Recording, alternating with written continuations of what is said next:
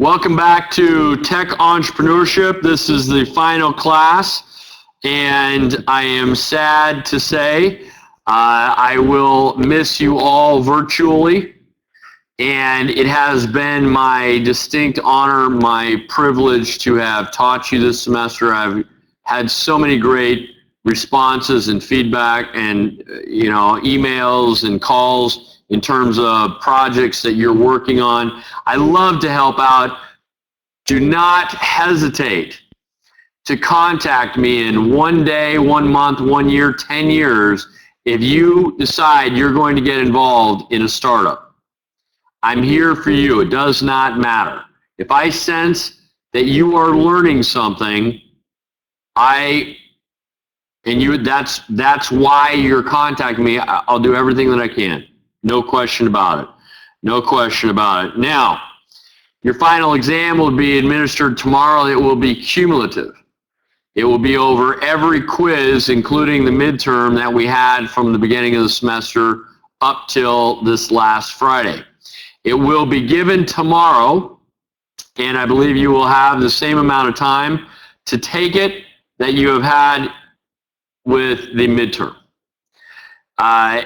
Any questions or comments, please feel free to contact me directly, quickly, and we'll see about resolving any of those issues at the earliest. Now, I want to go over some points. This is going to be more of a review today. I want to go over some key points of entrepreneurship that I want you to remember. Some of this, if not all of it, will be on the exam, but in no particular order. So you're going to need to pay attention. Number one, I need you to know the difference between strategy and tactics. Strategy is winning the war. Tactics are the battles that you're going to pick in order to win that war. We talked about planning and execution. Planning is the path that you're going to take to the battles. Execution is just doing it. But more importantly, I need you to know and understand the difference between strategy and tactics. I want you to understand the difference between cash flow and profit. You can be profitable but not have any money in the bank. How? Well, you don't have that revenue for 30 more days. You have given terms to that buyer. They have bought it, you have delivered it, but you don't get money for 30 days. Technically, you are positive profitably, but you do not have the cash in the bank. Cash flow pays the bills. Along with that, most businesses, going back to the very beginning of the semester, most businesses, in my opinion, I think the statistic is something like 80% of all businesses fail in the United States in the first 2 years. Well, it's my opinion that you would probably have only about 20% of those businesses fail if they accounted for one simple concept. What is it? It's working capital. It's the cash flow that you don't have that pays the bills. It's accounting for cash flow for a minimum of 2 years. A minimum of 2 years. Because that's about how long it takes for you to break even, is 2 years. And as your revenues increase, so will the amount of your expenses, but you're going to get to a point where your revenues will have enough profits that it pays for real time the expenses. That's your break-even point. That's your break-even point. And that's the point at which you're really cash flow positive, and you don't need to use the working capital from the friends, family, and fools and founders, the money that you raise, to pay the bills day to day. The business is paying for itself. Now, that just means you're growing organically. That just means you're growing organically where you don't need outside funds in order to continue operating. But what if you want to extend, accelerate, or expand your business? You still need outside funds. Now, seed money is typically the first round of money that you're going to receive. And we call these rounds tranches. The first tranche is called the seed round, and that's usually from the founders. And then you have a round A, which is investors. A round B, which is additional investors. C, D, E, etc. But you should always be thinking about raising money, because you're going to find that opportunities are going to come up, and you're going to get an order from a larger company, and they're going to want that, and you're not going to have the money to facilitate that transaction. You don't have the money to buy those raw materials. And with raw materials, we call raw materials COGS, right? Cost of goods sold. Those are the inputs. We have three primary expenses that every business has. One of them is COGS. Now, there are a lot of expenses, and there are a lot of expenditures, and they all roll up into these three, if you ask me. COGS, which are raw material inputs, overhead, which are fixed costs, and labor, which is a fixed cost, but it can also be somewhat, a variable expense, but it can also be somewhat fixed. Salaries can be fixed, right? Labor can be hourly. And what I want you to take away from this class is that of those three expenses, the one that is variable are the raw materials and the labor. Labor is a killer. So you want to try to move all of your expenses, as many of them as possible, to the fixed category. If you're able to move them into the fixed category, then you know more, I should say, about your business than you did when they were variable. There's no fluctuation. There's no large movements. You have an idea as to what you can budget for. If the majority of your expenses are variable, you can't plan for the future. It's very difficult to say, I'm going to use X amount of money for this project next month, because you don't know how much you're going to be spending this month. So when it comes to planning, budgeting, profit planning, when it comes to future forecasting, having as many fixed expenses as possible is a good thing. It's a great thing. It's a great thing. And it's efficient. It's very efficient. You have much more control. You have much more control over your budget. But we often think too much about efficiency. We often think too much about efficiency, and startups especially often think too much about efficiency. We need to be thinking about sales. 80+% of your time every day. And when I say every day, I don't mean 9 to 5. I mean every day. 12:59 p.m. to 12:59 p.m. You need to be thinking about sales and how you're going to grow them, because although being efficient helps you with your margins and helps you with your productivity and helps you with your budgeting and your forecasting, et cetera, and all of the inputs that go into the business, if you don't have any sales, you're just pushing a bunch of paper around. You're just shuffling, you're just, rearranging furniture on the Titanic. You're not, it's going to sink. You don't have any sales, right? Sales for a startup for the first couple of years, you should be spending about 80% of your time. And it's difficult because we say to ourselves, well, if I only made myself more efficient in this area, or if I bought this piece of equipment, I could be more efficient, but I don't have the money. Well, what if you spent that money on guerrilla marketing? in terms of maybe you were going to go to a trade show. Maybe you're going to contact all of the journalists in your area or bloggers, or you're going to try to reach out to the cult, who we talked about specifically is right before the early adopters. Those are the experts that will reject mediocrity and accept and embrace superiority very quickly. Try not to let your mindset of efficiency get in the way of your sales. And make sure that you and your partners have the same mindset in terms of sales. Although you may be a front wheel and she may be a back wheel, or she may be a front wheel and you may be a back wheel. Everybody, all hands on deck. You need to be on board, and you need to be effectively trying to tackle sales every single day, 24 hours a day.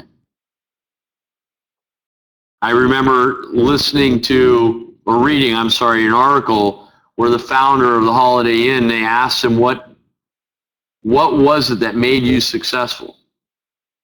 And he said, well, half days. My entire life, I have worked half days. And he wasn't talking about from 8 to noon. He was talking 12-hour days, minimum. And I'm sure when he said his entire life he's worked half days, I'm sure he was speaking about 12 to 16 hours a day. And that's what it takes. That's what it takes to be successful, a commitment and purpose. And we talked a little bit about purpose. If your project, your startup, your company has a purpose that's greater than just profits, that passion will resonate through to investors. That passion will resonate through to potential customers. And you're going to need to do an elevator pitch for customers, for employees, and for investors. You're going to have 3 different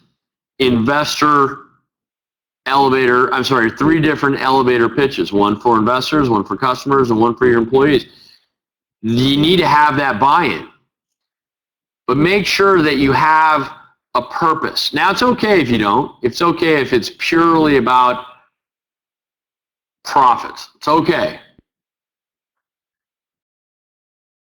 But that model better be better than, and that model better be better than a multi-level marketing scheme, because that's all multi-level marketing is. It's a model. You plug and play. It's all about profits. I sell this to this person, that person. There's no passion in it, right? There's no, people believe in it adamantly. But what they're believing in is the profits. They're not believing in that this actually creates some good. It actually helps the environment. It actually helps. So it better be something that people can really sink their teeth into. Make sure that you've got a front wheel and a back wheel, and that you're cross-pollinating each other. So forming a business with your best friend is not necessarily the best model, not because friends, you don't want to mix that, but because you may be both back wheels, you may be both front wheels. Now, if you're a back wheel and she's a front wheel, that's fantastic. Because as the business grows, you're going to see that Steve Jobs, Steve Wozniak model really kick in. You're going to see where her creativity on the sales side is really generating revenue, and your abilities on the back end of managing the business, the day-to-day, are really going to show up in efficiencies and margins. So make sure that your partners aren't all like yourself. Make sure you carry different disciplines. But in the beginning, again, 80% of your time, both of your time, should be in sales. Now, the back-end person isn't necessarily going to be as effective as the front end in many cases. And in some cases, they may. But for the most part, you're going to have to cross-pollinate each other. You're going to have to train each other how to manage each other's roles, because at some point, the back-end person is going to be preoccupied doing something, and the front-end person is going to have to actually step in and do some of that paperwork, some of that back office stuff, and vice versa, and vice versa. Make sure that you understand that growth is a step function. And by that, I mean, you can go down, not just up. You can go down. And when you go down, it's because you have made mistakes. Are you going to be able to pick yourself up and start? Are you going to be able to pivot so that you can start moving back up those steps? Because growth is not a linear line, or I'm sorry, a nice, beautiful, parabolic, upward sloping line that we see in your academic books. No, it's not. Growth is a step function. Make sure that you learn from your mistakes. And I invest personally. Look at it from the lens of an investor. I invest personally in people that have scar tissue. I want to know that you have failed. I want to know that you have failed, because I know you're not going to make the same mistake twice. I want to know that you're infallible, or that you're not Superman. I want to know that you can rebound. And there's a lot of stress involved. There's a lot of stress involved. No question about it. I want to know that you're going to be able to handle that stress. Here's the other thing. And I don't know how much I've talked about it, but I don't care what you've done pre-2008. If you're bringing on partners, I want you to know that they have been working their tail off, and I don't care in what industry, and I don't care at what level. But I want you to know that they have been working since 2008 in industry. Because when the black swan, the financial crisis, landed on our economy in October of 2008, all bets are off. The last time a black swan landed on our economy of this magnitude was 1929. So I don't care if you've made millions or hundreds of millions of dollars pre-2008. I want to know that you've been able to operate in this economy effectively, and that could just mean surviving. But you have been a willing participant, and you have been working your tail off. That's what I want. That's what I want you to know with your partners, that they have gone through the worst. Because in my opinion, if you've already gone through this, you've gone through the worst economic crisis we've had in the last 100 years, you're a winner. You're a winner. If you retired pre-2008, you made hundreds of millions of dollars, I don't care about that. That doesn't mean anything to me. What have you done in this economy since 2008? Pick your partners wisely. Make sure that you and your partners have the same exit strategy. Age oftentimes changes things. If you were to partner with me, let's say hypothetically, in your 20s, your early 20s, we might not have the same exit strategy. I may be thinking about selling this thing in the next 3 years. You may be thinking about growing the business for 10 years. Our time frames are wrong. We need to make sure that that we both communicate with each other what our exit strategy is. If I'm only in it for 3 years and I'm looking for an exit strategy or somebody to buy me out, and you're saying, wait a minute, Aaron, we're just getting started. Things are just starting to move up. Can't you see the big picture? Well, yeah, but I want to retire. I want this money. I got other things I want to do with the money. Well, wait a minute.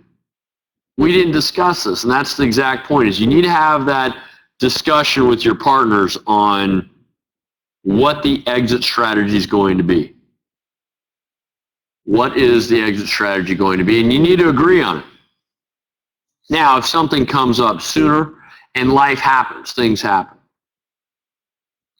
Company may become successful, may become a target, and you may both have an agreement that you're going to build this business for the next 10 years. Somebody comes in with a large sum of cash in the next 24 months. You may say, wow, okay, you know what? Bless you, we're going to sell. Things change, but you need to have that discussion. You absolutely need to have that discussion. We talked about how important it is when you're selling, how important it is to create a story. And the story is, if you remember the marketing equation, P equals S plus D plus E. P equals S plus D plus E. Positioning is the story. Segmentation is the demographic. And by that, we need to know more than just what their age and income and gender is. We need to know how they think. And then differentiation is, what makes my product superior? What are those competitive advantages? What are those discriminators? And E is the experience. You don't go to Starbucks because the coffee is so much better than everywhere else. You go to Starbucks because of the experience. There's a sense of sophistication. There's a sense of warmth. Whatever it may be, but you don't go to, you may think you go to Starbucks for the coffee, but the reality of it is there are a lot of other places out there that serve coffee that much better than maybe Starbucks does in a particular category. The story needs to be believable and credible. The story needs to be in the form of a myth, a metaphor, or an image. It's not easy to do. We've heard that saying that sex sells, right? Now, if that was it, then everybody would just have some kind of salacious material advertisement all the time. And that's all it would be. Well, marketing is more than that. It's research. And you're going to have to do your own research. You're going to have to figure out what the market will bear. What's the price point that your target market is willing to pay? And your target market as a startup is going to be in the blue ocean, not the red ocean, the blue ocean. The red ocean is where you're going to be eaten by the biggest keystone competitors out there. You're not going to have the money or the people. You're not going to have those resources or the distribution necessary to compete with Coca-Cola or Disney or Apple or Microsoft. You're going to have to compete with those companies in an oblique strategy. You're going to have that guerrilla marketing strategy where you're under the radar. And your price point is going to be a premium price point. You're not going to try to sell it for what Coca-Cola sells it for. You're not going to try to sell it for what Microsoft sells for. You're not going to try to sell it for what Disney sells. You're going to sell it at a premium price point because it's customized. And that's the niche market, the blue ocean. Find a pond, find a blue pond, a blue lake, a blue ocean, where your customers are not everybody's customers. You're not a one-size-fits-all. Although you love it that everybody buys your product, you're not going to price yourself lower than what your blue ocean is allowing for. Let me give you an example. Gibson guitars, handmade guitars. Several years ago, they decided that they wanted more of the market. They were priced at a premium price point, a premium category. And they did the whole supply, demand, and economics model. Well, if price goes down, demand goes up, right? That's your basic premise with supply and demand. And we'll supply more to more people. We're going to have more demand if our price goes down. We want more people to have our guitars. And we're not going to change the fact that they're handmade. We're going to continue. All we're going to do is drop our price point. Well, that didn't work out so well. They dropped their price point and sales dropped also. And they were left scratching their head, well, wait a minute. This is simple economics. Shouldn't we, if we lower the price of ice cream, shouldn't more people want it? If we lower the price of our guitars, shouldn't more people buy them? They were a blue ocean company. They had a lot of distribution, but they're a blue ocean company. Their guitars were premium guitars, handmade. And people didn't want something that everyone could have. People would save up to buy these guitars because they were handmade. They had a niche. So Gibson guitars ended up raising their price again, and they had to try to convince people that they didn't do anything. They still made their guitars by hand. They didn't change anything in the supply chain. The quality was still there. They wanted to compete with the Yamahas of the world. Well, it didn't happen that way. And shortly thereafter, they ended up raising the prices, and guess what? More and more people started buying them again. Because it was a unique item. It was customized to the sense that it was handmade. You keep the premium price point. You keep the premium price point. It's called skimming. Now, if you go in and you want to try to capture market share and you're in all things to all people, you do the AOL method, which is you give away free, everything is free, so it's at a hugely discounted price, and then they become your customer, and then you start leveraging that. That's a difficult way to enter the market. You need to go high, not low. You need to go high. But your research is going to tell you about your price point and how high you can go. But your research is also going to tell you about how your customer thinks. And when I talk about segmentation and we start diving into the demographics, the income, the gender, the ethnicity, the geography of your customer, we need to know how they think. It's called the psychographics of the demographics. You need to know how they think, because if you know how they think, you can then create the story that we talked about. You can create the positioning statement, the advertisement. You can create that elevator pitch tailored to them. And now you've got not only your demographic identified, but you have their mindset. You understand, you have empathized. I'm not talking about sympathy, I'm talking about empathy. You put yourself in their shoes. You know how they think, so you can then create a presentation that fits their emotional trigger. Gets them to pull that trigger. Because marketing at the end of the day is a call to action. And that's the definition that I want you to have of marketing, is a call to action. But you understand the psychographics of the demographics, and now you've got a critical mass. And again, as much as I dislike this analogy, it's like shooting fish in a barrel, right? It's you've identified them and you know how they think, and now you just push that story onto them and they'll practically jump out into your net, right? They'll jump out into your net. Story sells. Story sells. And like I said earlier in class, you need to have a story that is tailored for your customers. You need to have a story that's tailored for your investors. You need to have a story for your employees. And I'm not talking about making up a fictitious story.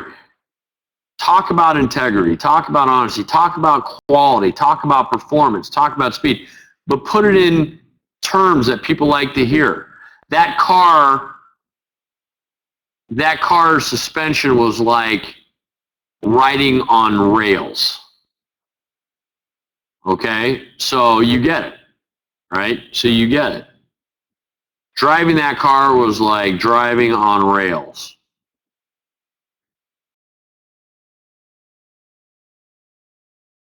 Myth, metaphor, which is what I just talked about, the example, and images. Give them that image.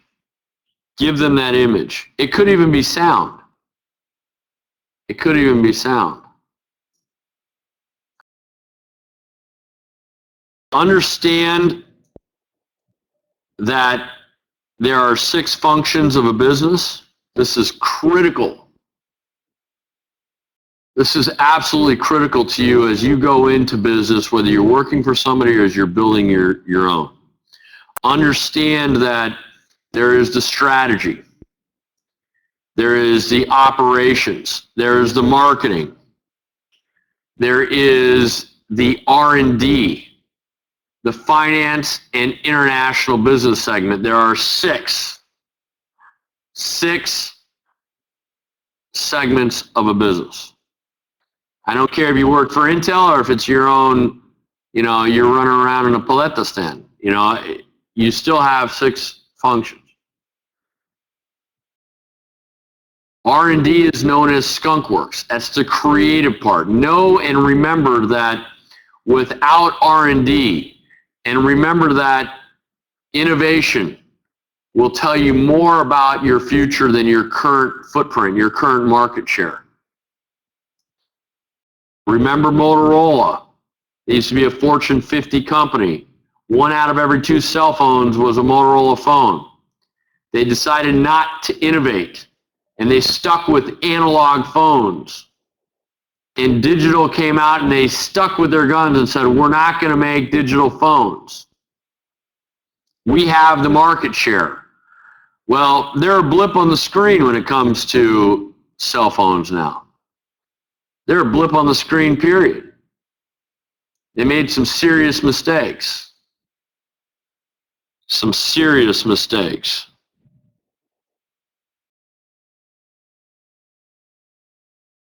Understand that the 2 most important functions of a business, of the 6, are R&D and marketing.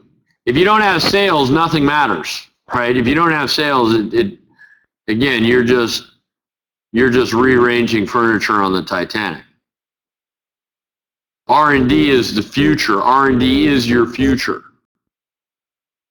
It's all about innovation. What are you coming up with next? What's coming down the pipeline? Operations is all about efficiency, and at some point that's really going to help your business grow. It's really going to help your business with the margins, et cetera, et cetera. But it's a cost center. Strategy, well, that's just identifying the war that you're going to be in and hiring the right people to make sure you can tactically execute.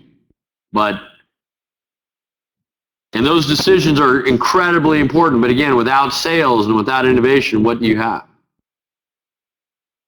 What do you have?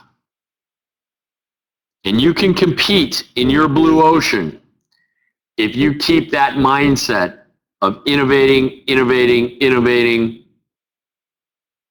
and selling. Everything else will come together. And I'm here to tell you that with companies, especially startups, And I haven't shared this with you yet, but especially with startups and in business, the first $1 million in sales is going to be one of the hardest things you've ever done. 1 to 10 million in sales is going to tell you what kind of business person you are. It's easier though than 0 to 1 million. And then 10 million and above,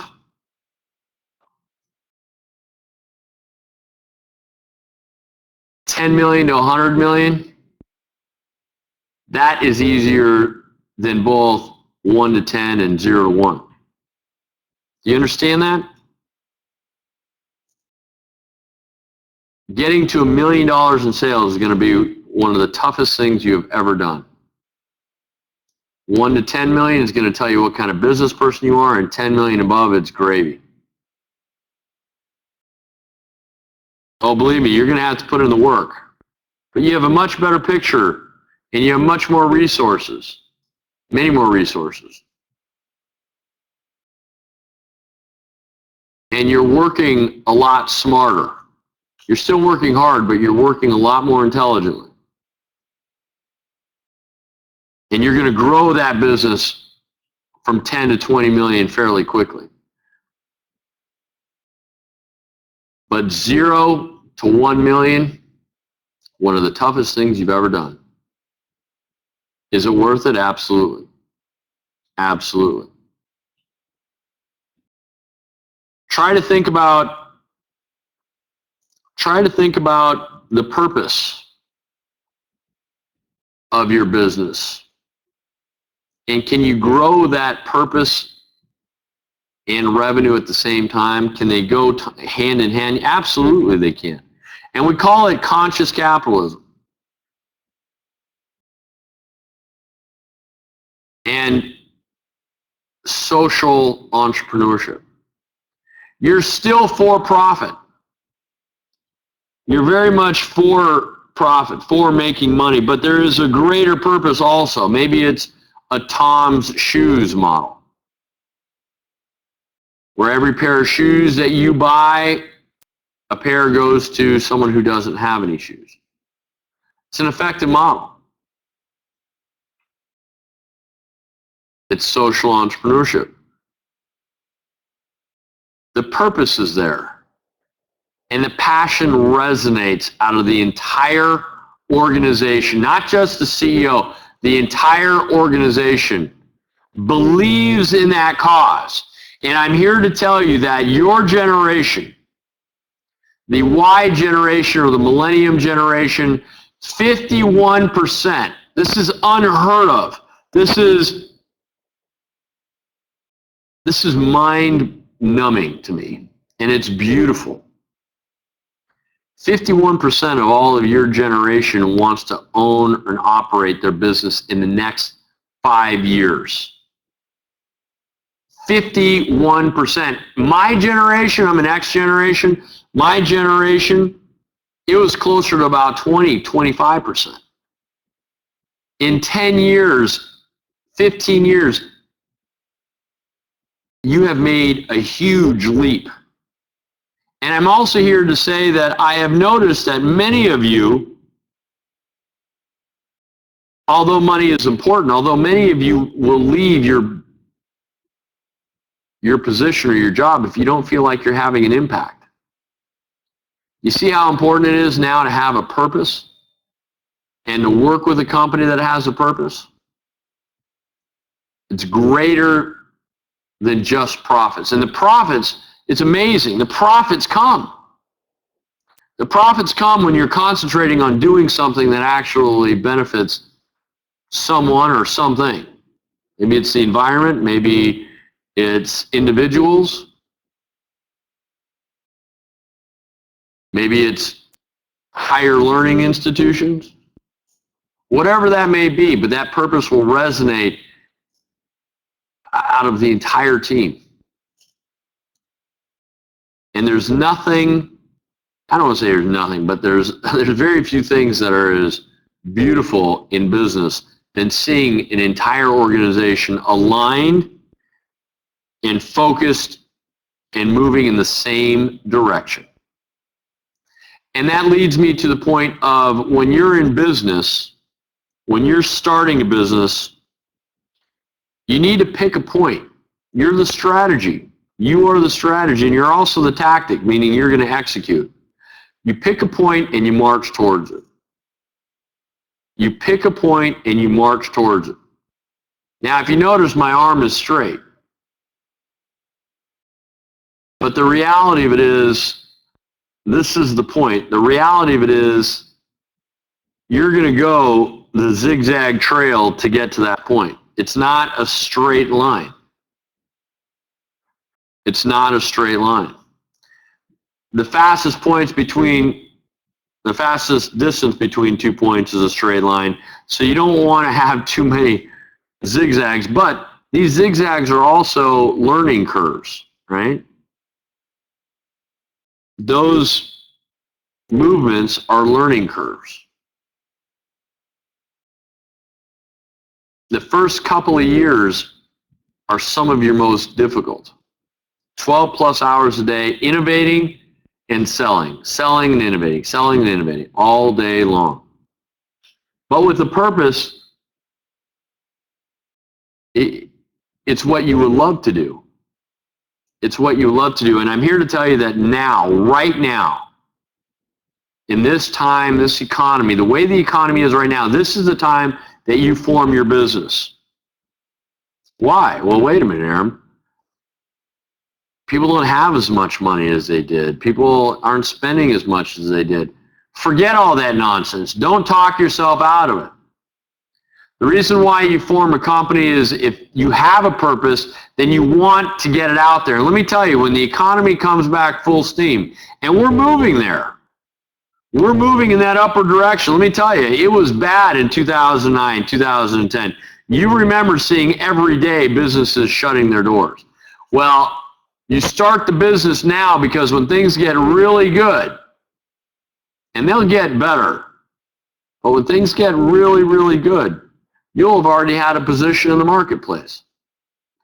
And when things get a lot better, everybody jumps in. Everybody wants to now compete. Well, it's harder because you have no established footprint. You do it now. You think about what it is you're going to do. You pick that point, and you start marching to it today. You have the tools. We've talked about so many different concepts, working capital being the primary reason why people go out of business. It's not that they're lacking in intelligence. It's not that they're lacking in effort. It's not that they don't know what they're doing. No. It's working capital. That's about 80% of the 80% that's failing. 20%, I think, in my opinion, about 20% of the businesses that would be it, would fail in the first 2 years, instead of 80% of the businesses failing in the first 2 years. It's a lack of planning, a lack of working capital. And now you know. And now you know. How are you going to build it? You're going to go to your founders, your friends, your family, and fools for that additional capital. The 3 F's. You're going to make, and you're going to convince, and you're going to build, and you're going to grow.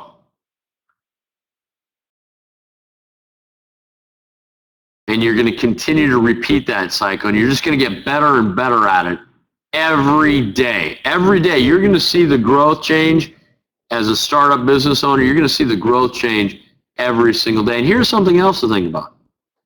A lot of companies hire. Let's say that you sell your startup company, you've made some money, and you're still going to work. You're still going to need a job possibly, and you don't want to have another startup per se.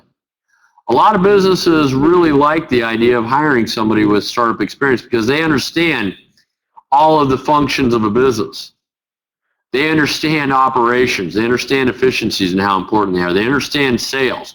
They understand that without sales, you don't have an organization. They understand that you've been innovating. You've had to get that skunkworks division rolling out product fast. Newest and greatest. They understand that you know how to guerrilla market. They understand that you understand strategy also. They understand that you can pick a point and march to it. They understand that you live in a global market and that you're a global manager. Your competition is global. And they also understand that you know how to stretch a dollar in the finance department. Your finance, and it could be just we're talking about a small company. But you understand these functions. You have experience. You have that experience, and you also have the scars to show it. You have the scars to show it. Starting up a business has multiple benefits, not just profits. There's purpose. There's potential positions available later on in the future. Maybe it's with another startup. You understand guerrilla marketing, and guerrilla marketing being earned media and PR that you're going to be garnering. That's free. That's free. Because advertisements, you need to see an advertisement at least 3 times for you to start trusting it. That doesn't mean you're going to buy it. That just means that you're going to start trusting it after 3 times. We need to be more than that. We need to have more savvy. And that comes with you beating the pavement. You contacting journalists, contacting bloggers, telling everybody that you know about your product and service. Telling everybody you know about your new business. Again, you just created a blue ocean. You're staying out of the red ocean. You're not trying to take a lot of money and throw it at and hope that everybody runs with it. No. It's a blue ocean mentality that you have, and that you're going to continue to build on.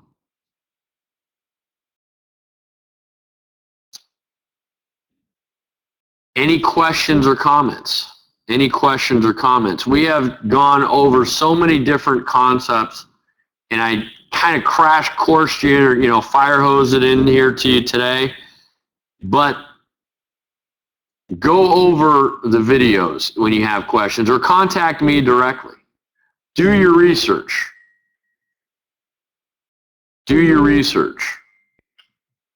And go over your notes. Go over your notes. This has been an absolute blast of a class. This is my favorite class. There are components of it that you just won't get in many other classes. And for that, I thank you. And I appreciate your time. I appreciate your feedback. I appreciate your participation. Your exam will be tomorrow. You'll have the same amount of time as you did with the midterm. Again, contact me if you have any questions, any comments. And thank you, brother. Thank you, Richard. I appreciate it. And I'll talk to you soon. Over and out. And have a great summer and have a great startup. And I look forward to hearing about it. Okay.